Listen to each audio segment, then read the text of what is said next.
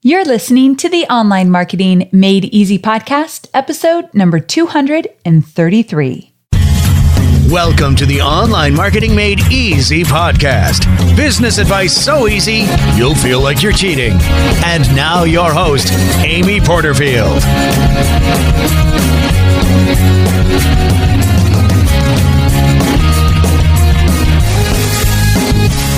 Hi there. Welcome back to another episode of the Online Marketing Made Easy podcast. I'm your host, Amy Porterfield, and today we are talking all things podcasting. So this is a very meta episode because we're podcasting about podcasting.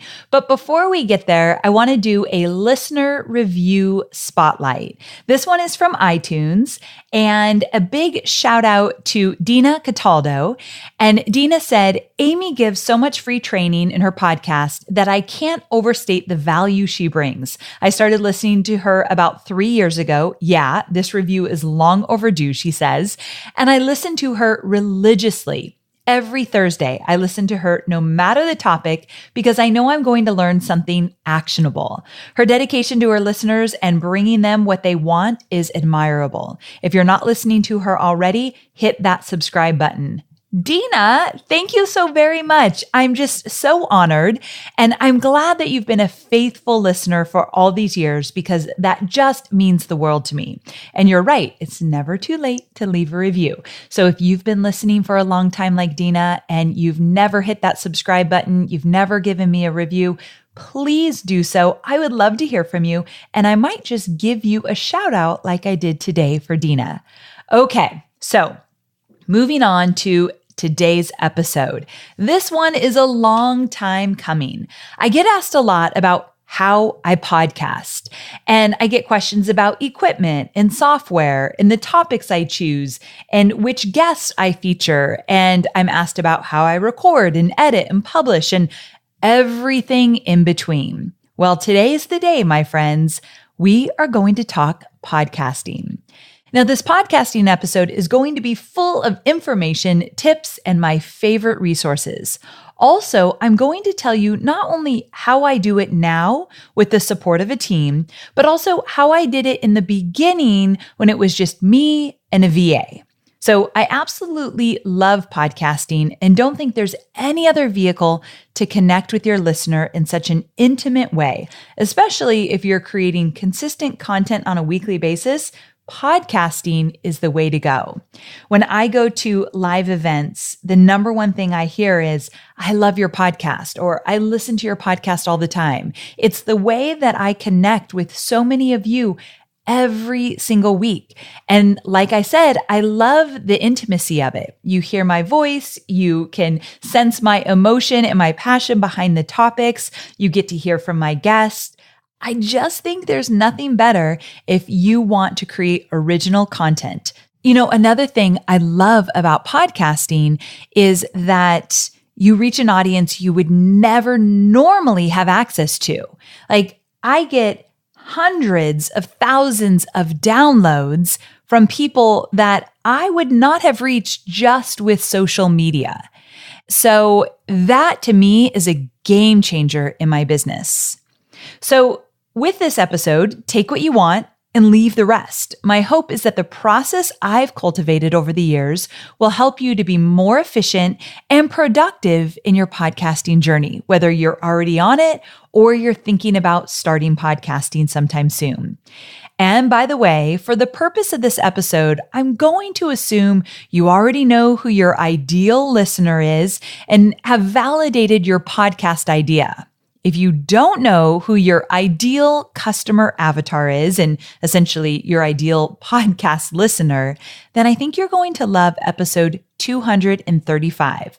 So in just 2 weeks, I'm doing an episode all about really honing in on your ideal customer avatar. So if you're struggling with that, I think you're going to love that episode. That's just a little sneak peek to let you know what's coming down the pipeline. Now, here's the deal. I don't have a typical sponsor for this episode because I was so torn about who to promote in this episode. And the reason for that is I have two dear friends that I have been friends with for years and years and years.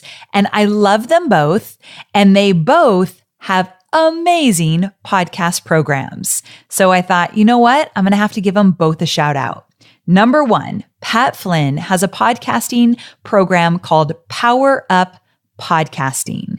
And it is excellent. I have a lot of friends who have taken this program. It's podcasting A to Z, and I highly recommend it. So that's amyporterfield.com/power up podcasting.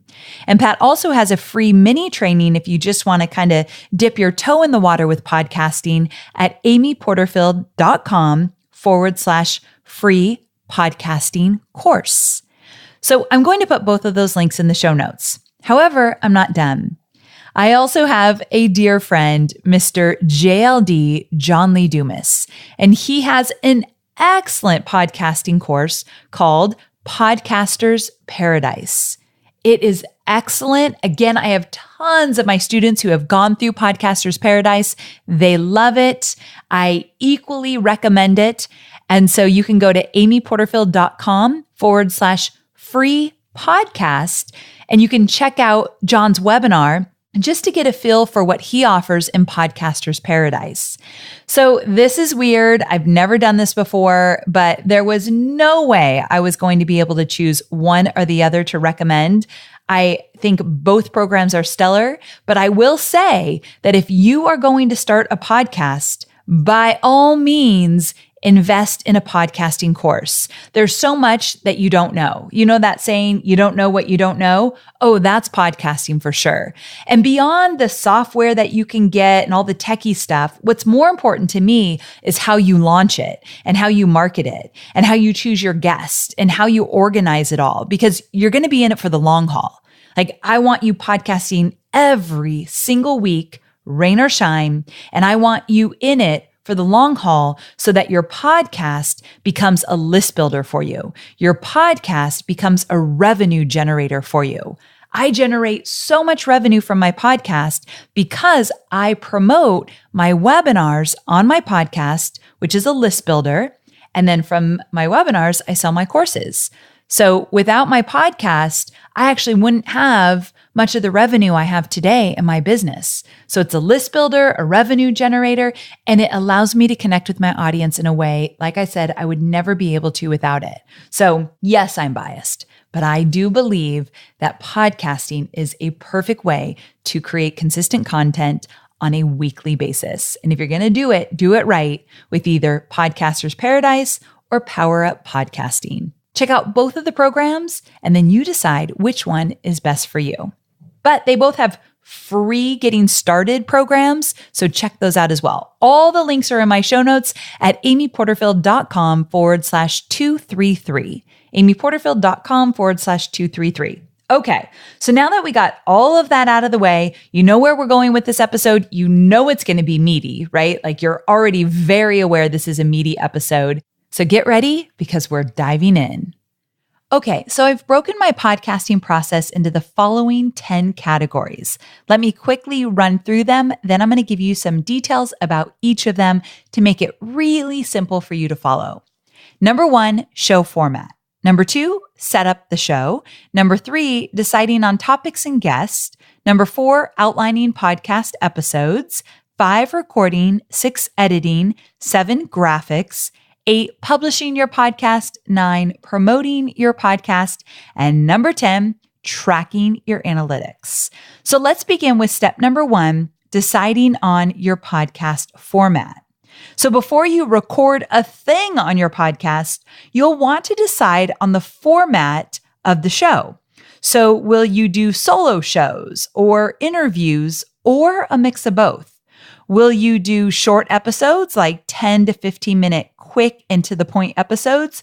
Or will you do more of what I do, which is usually around 30 to 60 minute episodes? Think about your ideal audience when you decide on this. Are they listening while getting ready in the morning, commuting to work, while at the gym, or will they need to sit down and take notes?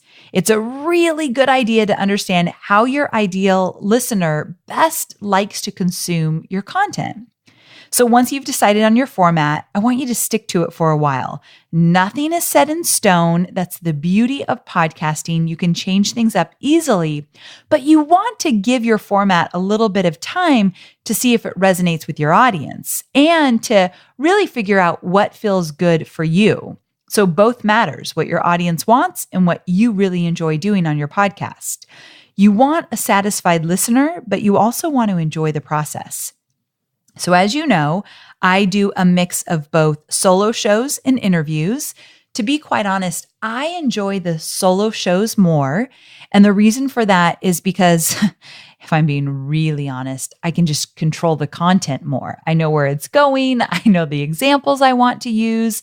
And I just really like the flow better of my solo episodes. And plus, I'm not the most natural interviewer. I can hold my own, no big deal there, but it doesn't really feel comfortable for me all the time. So I just feel more in my zone with the solo show. The great news is my audience likes both, and I do both, so I'm good there. So you've got to kind of play around with that. I know some people that never interview anyone, like Brooke Castillo. I think I've heard maybe 2 or 3 interviews on her entire show where she has tons of shows. She might be in the 200s now. And so because of that, it just works for her. And another thing about Brooke's episode that's different than mine, her episodes are a lot shorter. So you can ask your audience on social media, or you can do a survey. You can get on the phone with your ideal customer avatar. Listen more than you talk to see what they really want from you. That will help immensely. And then you've got to ask yourself if that feels right. Okay, so let's move on to step number 2, the setup. I'm going to cover 4 areas of your setup: your calendar, project management system, equipment, and software. First things first, if you are going to accomplish anything, you will need to set aside time in your calendar to do the work. That's like anything in your business, right? So for this podcast, do not leave this to, I'll work on my podcast later this week. That approach is death to a podcast. How do I know? Because I was there. I tell the story a million times. You've heard it. In the beginning, I was sporadic. I put nothing in the calendar, and I was lucky if I got 1 episode out a month, maybe 2 once in a while. I just did not make it a priority, and I struggled to get the downloads. And I struggled to get my listenership up. And so once I started to do an episode a week, everything changed. Now, how did I move to an episode a week? I had to mark it in my calendar. I wasn't batching at the time. I didn't start batching until about a year or so ago. But back then, at least I would put it in my calendar when I would work on the podcast. So block out chunks on your calendar to produce your podcast episodes. I say produce because, speaking of Brooke Castillo, in episode 217, when I interviewed Brooke, one of my favorite things she said was that when you sit down to do anything in your business, don't just sit down to, quote, work on it, sit down to produce something. If you don't set that intention and put some perimeters around when you start and when you'll finish, you'll end up spending way too much time than what is truly reasonable to get the job done. I personally batch all the different parts of my podcast process, and I block out time in my calendar to make sure I get it done. I'll mention how I batch throughout this episode, and I'll let you know specifically when and how much time I set aside for each part of the process. But as you all know, I did a podcast episode about this. I'll link to it in my show notes. I batch 6 episodes at a time. And now when I sit down to produce. Just that little mindset shift changes everything. So once you've got the time set in your calendar, it's time to put all the tasks associated with planning and execution of your podcast in a project or task management system. You all know I use Asana ASANA. I'll link to it in the show notes. Use whatever feels right for you, but you've got to use a project management system to manage the time and effort and the actual action items that go into producing one full podcast episode. Now, you might want to refine this as you get going, but give it a shot. One of the things that has helped me immensely lately, I've been doing a lot of creation from scratch, which I don't typically do. I'm lucky that I get to update a lot of stuff because I produce so much content, but I have produced from scratch a little bit lately. And that overwhelming feeling of starting from scratch, I hate it. But what I've noticed if I tell myself, okay, for the next 20 minutes, I give myself a time limit, you just have to start. Like, put it on paper, vomit whatever you need to vomit up in terms of just getting your ideas out of your head and onto paper for this new project. Once something is in there, I am a master at tweaking, changing, refining. And you might feel the same way. So just get past the initial setup in your project management tool, like put together the categories. I'm giving you 10 categories today. So start with those 10 categories and then put the action items under each category in your project management system. And then you just make this better as you go. As you start doing it, you'll see the areas that you want to fix in your project plan. So that's my suggestion for you. Okay, so we talked about your calendar. We talked about the project management system. Now let's talk about equipment and software. This tends to be one of the questions I get asked the most. And I'm telling you, it's not that big of a deal. You're putting way too much time and effort and kind of worry. A lot of people worry about, am I using the right equipment for this? The number one thing you want to think about is if the audio sounds good. Not okay. It needs to sound good. So we're not going for exceptional stellar. I recently had somebody who's an audio editor, like big time Hollywood audio editor, reach out to me and tell me my audio is not good enough on my podcast. And I told them, listen, you're a Hollywood audio editor. Of course it's not good enough for you. It definitely is good enough for me and my listeners. So let's keep this in perspective. But your number one goal is your audio needs to sound good. So no scratchiness, no muffledness, no just weirdness in your audio. You just want it crisp. Good? Okay. I think I need to stop with this topic. You get it. So equipment and software. Here's what I use. I use a MacBook Pro. And when I do a solo show, I use GarageBand, and that's on my Mac. When I interview somebody, I use Skype, and then I use something called Call Recorder to record them on Skype. My microphone is a Heil mic. I'll link to everything in the show notes. I use audio panels in the office where I record this. I have wood floors, and so I've got some really cool audio panels on the wall. I use an audio mixer. The name of it is Scarlett. Tiny little thing, $150. I use Libsyn in order to upload my podcast, and that's where I'm getting all my analytics. And then I use Pat Flynn's Smart Podcast Player. If you go to my show notes, so like for this episode, if you go to amyporterfield.com/233, across the top of the blog at the very top, you'll see an audio player. That's Smart Podcast Player. So that plays the audio of my podcast right there in my blog. If you're not listening to it via iTunes or the app on your phone or Spotify or wherever else you might listen, you can listen to it directly from the blog post. So those are the main players in terms of equipment and software. A while back, I recorded a behind the scenes tour of my podcast equipment. I was in my video studio, so you'll get a look of that as well. The video was a while back, but I still use the exact same thing. I don't switch out equipment a lot. So if you want to see what I use in my show notes, I will link you to a video that shows you the mixer I use, the microphone I use, and I talk about the panels as well. So if you're curious to kind of see how it all looks, definitely go check out the video on my show notes. Now, let's talk some realness here. I've seen some amazing marketers in their closet, because it's carpeted, on the floor with the door closed, recording podcast episodes. And sometimes that's just what you got to do. So I've used a fancy microphone from the get-go. I started podcasting about 2.5 years into my business. And after the 2-year mark in my business, I was making some consistent revenue. And so I had some money to invest in my microphone. And at the time I had a really big mixer. I don't have that anymore. Thank God. I have this little box, but I invested in podcast equipment.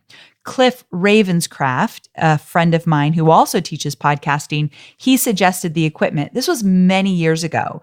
And so I invested in it. He showed me how to get it all up and running. And so I've always had good equipment for my podcast, but it's not necessary.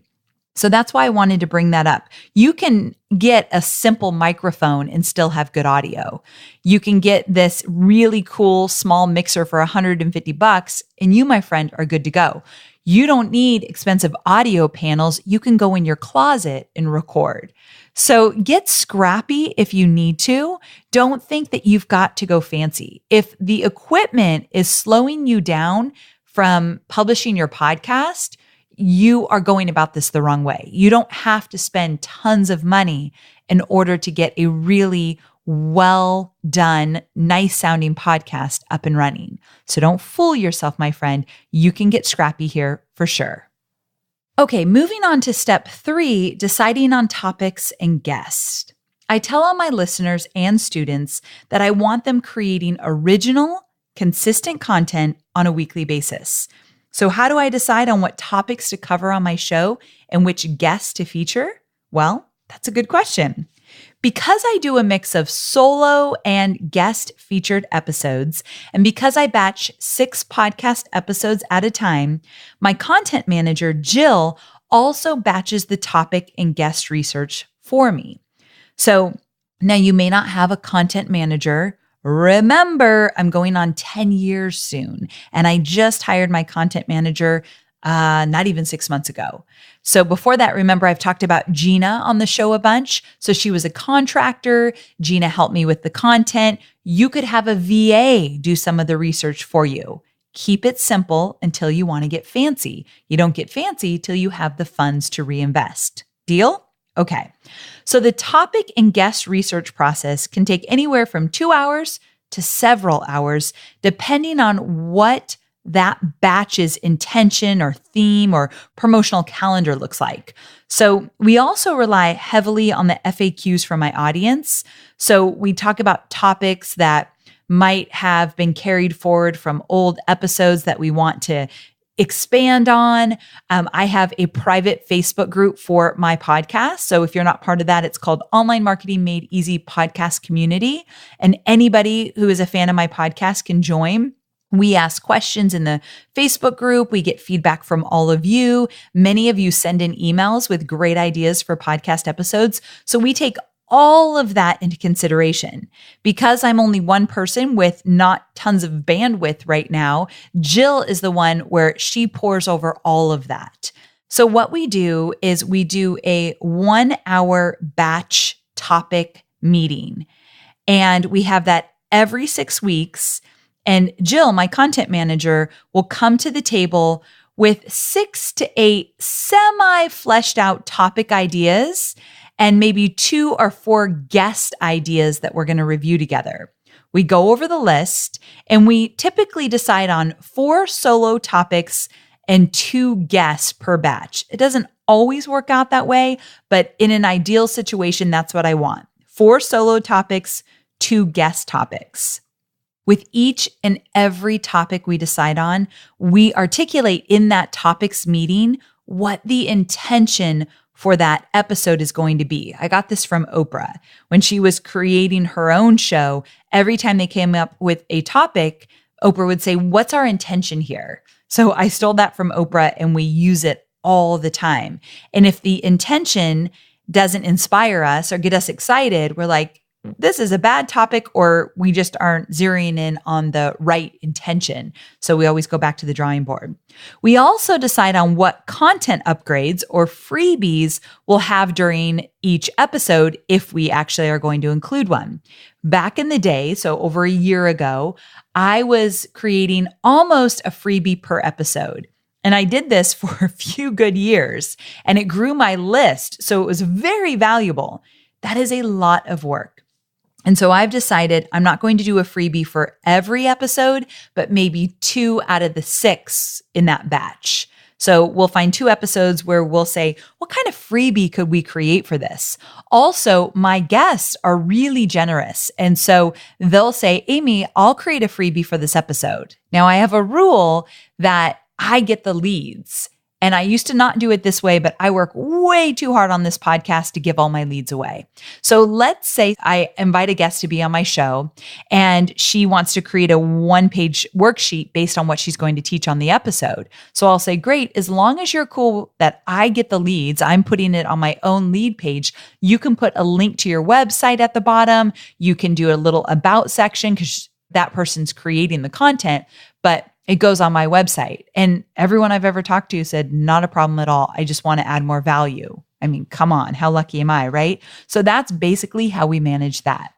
Now, speaking of guests and guests creating content, let's move on to guest selection. If you decide to have an interview component to your podcast, you'll want to narrow down the best guests for your listeners based on what is relevant to your niche and most helpful to your listeners. Obviously, when you're new to podcasting, you may find it a little bit tougher to pull in bigger guest names for your show, but just take it all in stride. As your show gets bigger and bigger, you'll have some really awesome people that will want to be on your show. And hey, even if you're still a small fry and you're out there just getting going, it doesn't hurt to ask. So go ahead and ask. When I first got started, I was very focused on Facebook. So I brought on people that would add value to that topic for my listeners. Because I networked quite a bit back in the day, so 2009 to about 2013, I was out there at events, speaking on stage a lot more than I need to do so now. So I made a lot of really good contacts and connections. So I use those connections to get really cool people on my show. Something to think about. Now that I have a higher ranking podcast, guests tend to seek me out and ask if they could be on my show. That's always a cool thing, especially when you're like, who wants to be on my show? Yes, that is a huge yes. So I love those moments. We still go after some people and then we get requests from others. So how do we decide who we want on the show? We definitely make sure that their content is actionable. We make sure that they're willing to do a little back and forth with us. So we prepare questions in advance so there's a nice flow for my interviews. We ask for a little bit more time and attention to the outline with a guest than maybe the average podcast show. So as long as someone's willing to work with us that way, then we're golden. So Jill will often get on the phone with whoever I'm going to interview, and she'll do like a preliminary, that's a hard word for me to say, preliminary interview with them. But if they're a really big name and they just don't have time for that, she'll go back and forth with a Google Doc with them. Or she'll say, hey, can you send me some information that I could kind of put into a loose outline? So we don't kind of beat it down in terms of we need 2 hours with you in order for you to be on Amy's show. We don't do anything like that, but we do request some valuable time before the interview. And then Jill is able to give me an outline for my solo shows and my interview shows. So that's where we're going next. Category number 4, the podcast outlines. So from the topics meeting, we create our outlines. So back in the day, I would usually create a bulleted outline with some keynotes and record from that. So remember, if you are doing this all on your own, or hopefully you at least have a little help from a VA, you're just writing some loose notes or a loose outline before you start to record. I think that's the best way to go. I don't think you should ever show up just like off the cuff. I know a lot of people do that and they find pride in the fact that they can go off the cuff. I tend to notice when people aren't prepared. So I'd rather you even sit down for 20, 30 minutes and just get your thoughts about that episode onto a Google Doc or in your notebook or whatever, just so you show up a little bit more prepared. I think people's time is valuable. And if you seem like you don't have things together, they're not showing up for your next episode. So something to think about. Now, because I have a content manager, we moved away from loose bulleted outlines, and she gives me something a little heavier. And so I can do that because she's full-time in my business and she has the bandwidth to do so. So in an outline, she will give me an intro of how we want to set this up. And sometimes she gives me a script. And so I can just read the intro and I always tweak it. I review everything before I record. So I'll make sure it feels right and in my own words.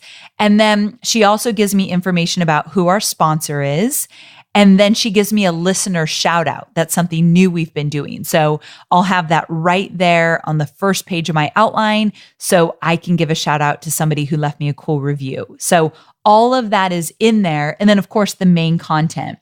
Sometimes she'll script out the main content a little bit more. Other times she'll put it in a pretty solid outline. But Jill has done a lot of work before I get here. And that never happened before about 6 months ago, not even 6 months ago. So I'm telling you what it looks like now. But before, my podcast was just as popular where I had really loose outlines and I would do the research myself. So remember, you've got this, friend. But when you have the money to invest in a bigger team, why not get some help for it, right? Okay. So you've got to just figure out what feels good to you. If you like a little bit more of the free flow style, by all means, go for it. But I would have some friends listen to a few episodes and get some honest feedback. Do you feel like this is valuable? Do you feel like I have a flow? Am I on point? Am I all over the place? Or do you see some really good alignment with the topics I'm talking about and the stories I'm telling? And does it just all come together or feel really messy? Get some feedback. If you're going to go free flow style, just make sure that it sounds as good as you think it does in your head. I know I'm biased about that, but I'm a organized kind of prepper. So not that kind of prepper, the prepper that thinks that the apocalypse is coming. Oh, that's my husband, Hobie. We've talked about that, right? If you follow me on Instagram, about a year ago, you saw all his goods that he started collecting in big bins in the garage because he thinks we're going to be attacked or something. So I had to do an intervention and say, babe, you've become a prepper in a really creepy way. I think we need to stop. So like we have a rule, no more prepper stuff because it got crazy and it was secret. Like I didn't know he had this prepper in him. I'm not that prepper, but I am the kind that loves a good, organized, well-bulleted and well-bolded Google Doc. So I say, I don't know, play a bigger game, get a little bit more organized before you start to record. Okay, moving on. Step number 5 is recording. So now that you've got your outline ready, it's time to record. Now, I mentioned the equipment I use in step 2, which is the setup category. So basically, I make sure all my equipment is ready to record, and I make sure that I'm in a quiet location and that my dog Scout is not in danger of a barking frenzy. Now, when little Gus, my Cocker Spaniel, was still alive, he was a crazy barker, so I could never bring him in my studio.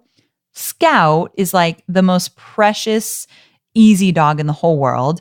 And so he literally is in his bed right now, sitting next to me. And I feel calm when my dog is near me. So I love him in here. And if he starts to bark, either I just go with it or I just edit it out. So whatever works for you, but I like my dog in my studio just to make me feel good. So with that, I take a deep breath and I hit the record button on GarageBand. So I learned the whole idea of using GarageBand from Pat Flynn. So I'm going to guess he talks about it in his free training. I'm not positive, but it might be one component he discusses. I know he talks about it in his paid program. Okay, so let me give you some top tips for recording. Number 1, create a pre-recorded intro in your own voice. Now, if you are a dedicated podcast listener to my show, right now you're saying, whoa, you don't do that. I don't.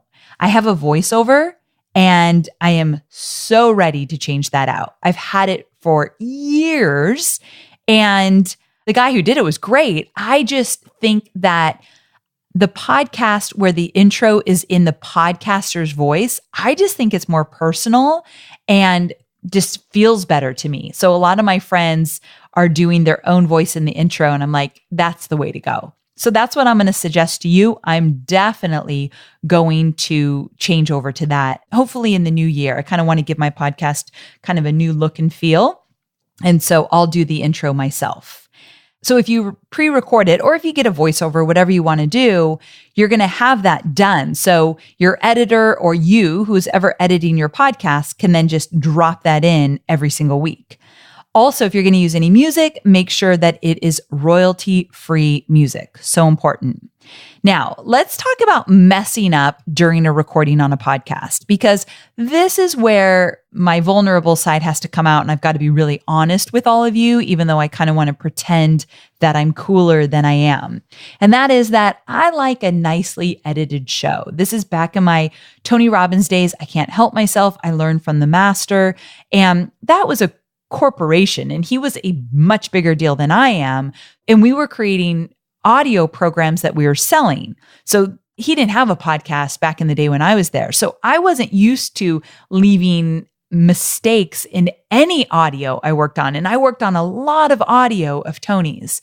And so we would never leave in mess ups and quirks and dogs barking or whatever. And so because that's only what I knew in my most impressionable times of learning how to do business, it is very hard for me to leave in the hiccups and mess ups in anything I do. However, I know people love to see the realness, and I do too. When someone messes up or they laugh or whatever, I think it's cool. And I feel like I get to be sitting next to them and just seeing the realness of what they're doing. And so I say leave in some of those hiccups and mess ups. I've been trying to do more of that. And when something doesn't make sense, though, you stop, you pause, and then you pick back up.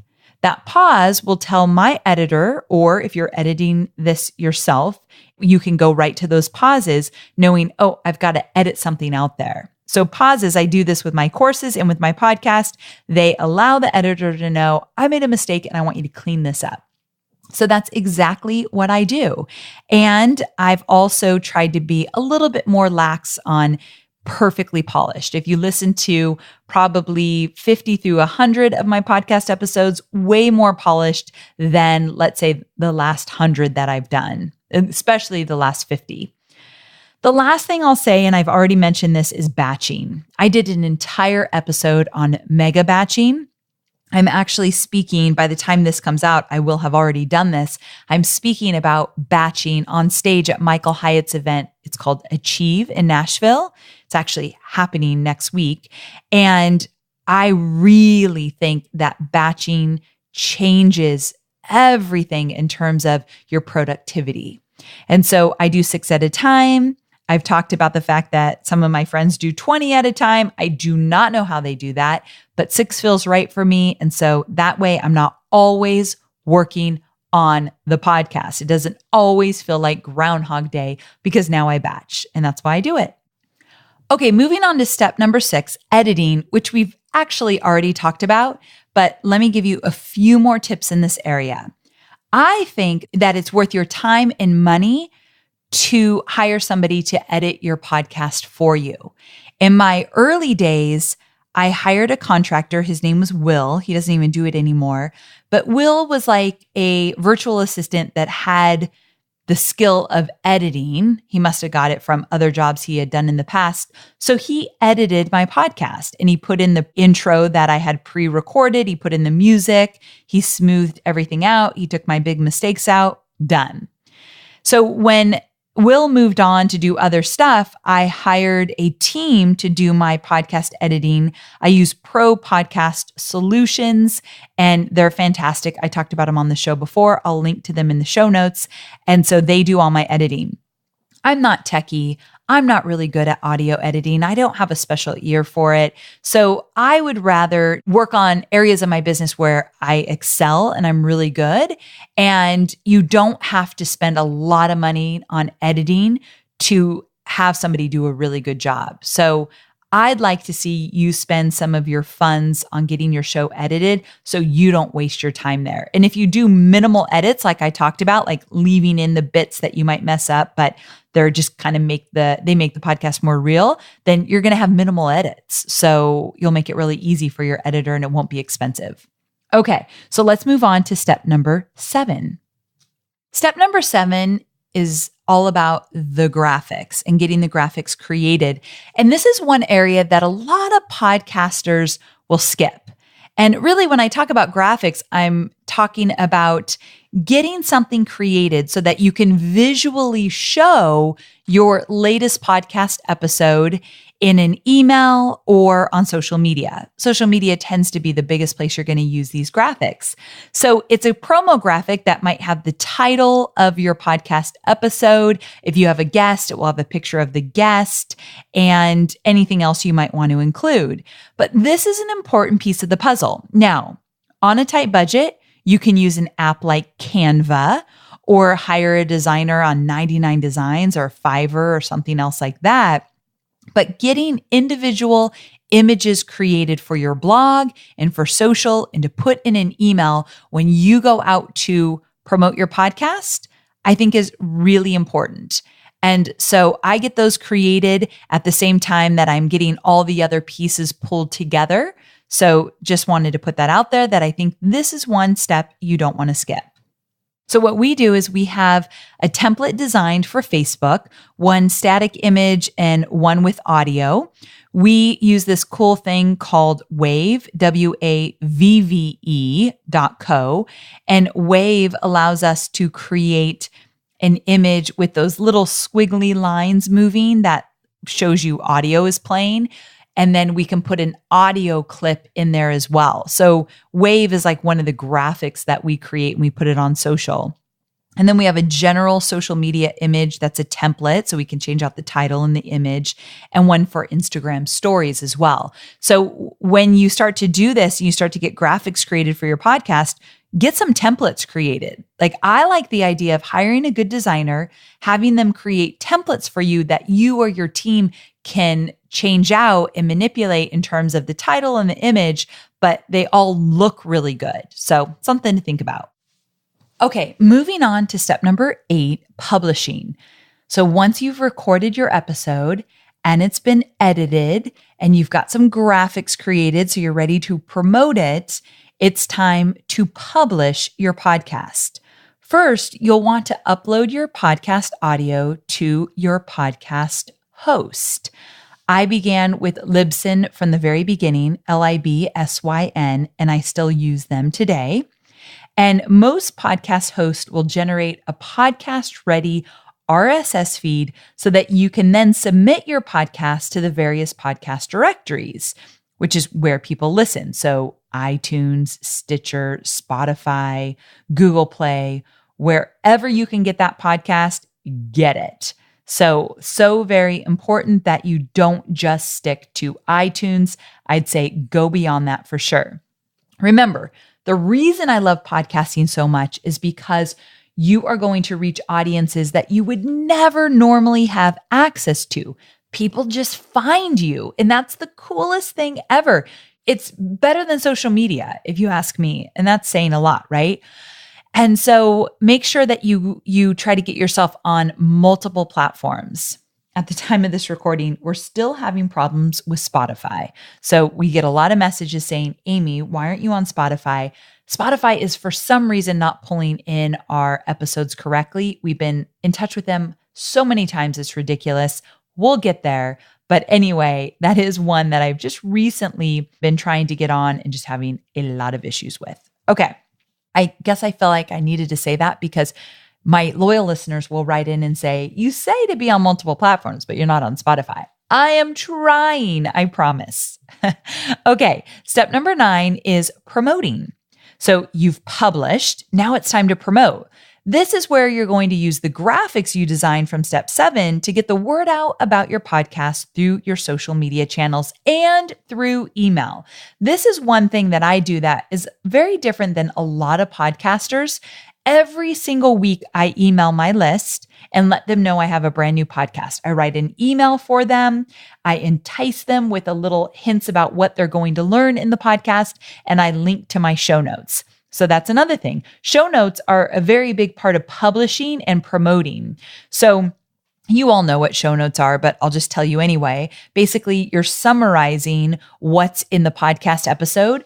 I've done a few different things with show notes. I've made them very long and extensive, and we did that because we thought we were getting some really good SEO play until you listen to the episode I did with Neil Patel. Have you heard that one? I'll link to it in the show notes. It's all about SEO. It's really good.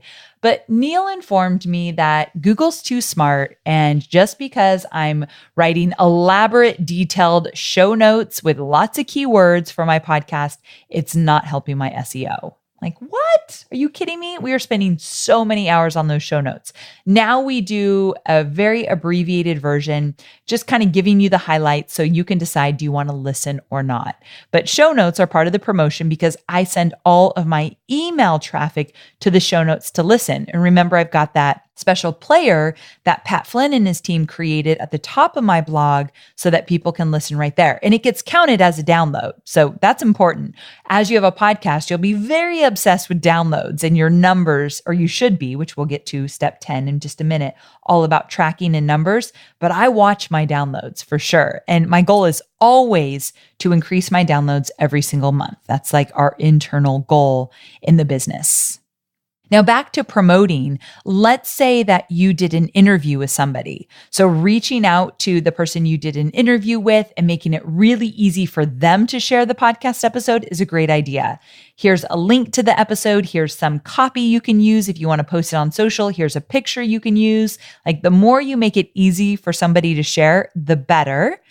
And they don't have to share, though. I'm on a lot of people's podcasts, so I can't possibly share every time I'm on somebody else's podcast. So once in a while we do it, but we don't do it a lot. So it's kind of unfortunate. But if we do it for one person, I feel like we need to be doing it for everyone. So I'm a little bit gun shy about that. But if someone will share it with you, that is very important. You want to at least give it a try.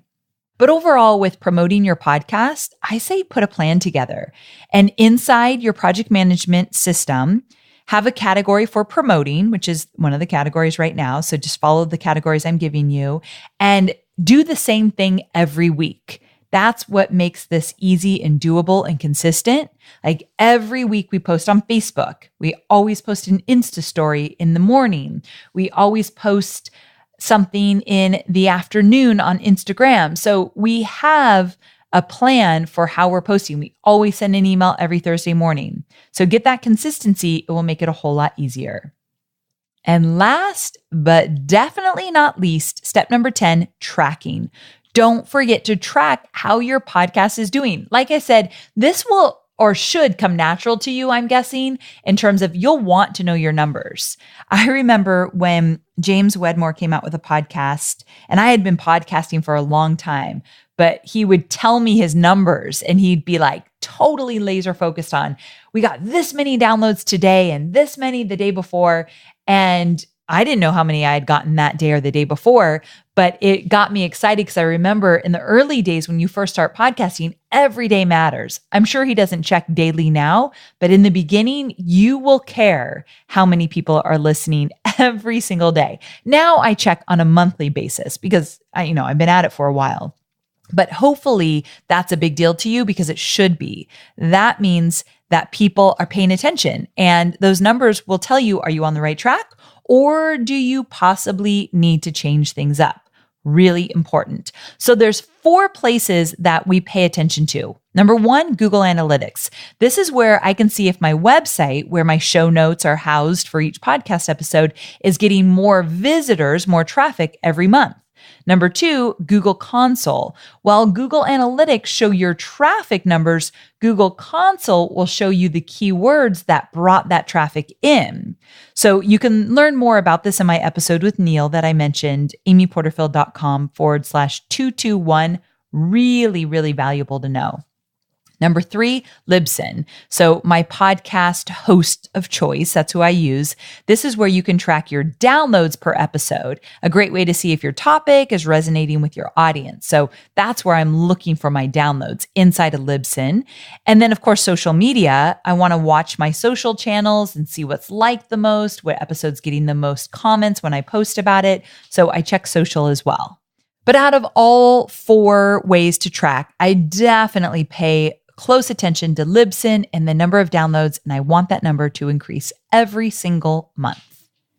So there you have it. Wow. I just covered a lot. Like I said in the beginning, take what you find valuable, leave the rest. The goal is not to overwhelm, but really help you understand all of the most important components for a successful podcast. So I hope you're walking away with just that. Now, remember, if you are serious about creating a stellar podcast from the get-go, check out Pat Flynn's Power Up Podcasting or John Lee Dumas's Podcaster's Paradise. Both excellent courses, and both of these guys offer free resources to get started. So go to amyporterfield.com/233, where I've listed all the free resources and the paid resources for podcasting. amyporterfield.com/233. Okay, so there you have it. Thank you so very much for tuning in. I cannot wait to hear all about your podcast if you are thinking about starting one, and hopefully this will give you the boost you need. Go out there, get it done. I'm telling you, it is a business changer for sure. Thanks so much for tuning in. I'll see you here, same time, same place next week. Bye for now.